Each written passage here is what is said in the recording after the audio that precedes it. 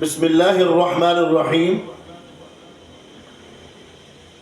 مسواک کرنا آپ صلی اللہ علیہ وآلہ وسلم کی بڑی ہی ایک پیاری عظیم سنت ہے، جس کے بارے میں آپ صلی اللہ علیہ وسلم نے فرمایا السواک مطہرۃ للفم ومرضات للرب۔ آپ نے فرمایا کہ مسواک جو ہے یہ منہ کو صاف کرتی ہے اور اللہ رب العالمین اس سے راضی ہوتے ہیں۔ روزے کی حالت میں آپ صلی اللہ علیہ وسلم کثرت سے مسواک کرتے ہیں۔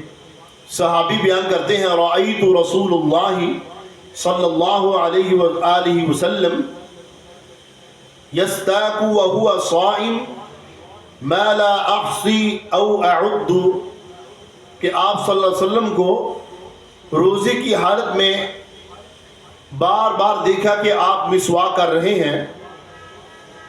ما لا احصی او اعد، یہاں تک کہ میں شمار نہ کر سکا کہ آپ صلی اللہ علیہ وسلم نے کتنی بار مسواک کی ہے۔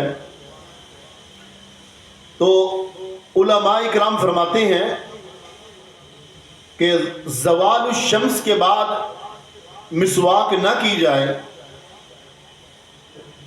اس سے قبل مسواک کرنا ایک بہترین عمل ہے۔ علماء کی ایک رائے ہے کہ سورج ڈلنے کے بعد، زوال الشمس کے بعد مسواک اگر نہ کی جائے تو بہتر ہے۔ اس کا مقصد یہ ہے کہ دوسری حدیث میں آپ صلی اللہ علیہ وسلم نے فرمایا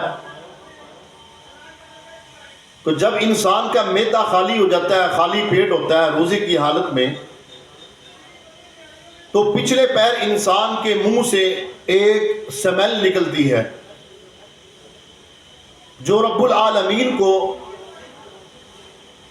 دنیا کی بہترین جو خوشبو ہے، جنت کی خوشبو ہے، اس سے زیادہ عزیز ہے۔ کستوری کی خوشبو سے زیادہ رب العالمین اس کو پسندیدہ سمجھتے ہیں۔ تو لہذا اس لیے کہ وہ جو منہ سے آنے والی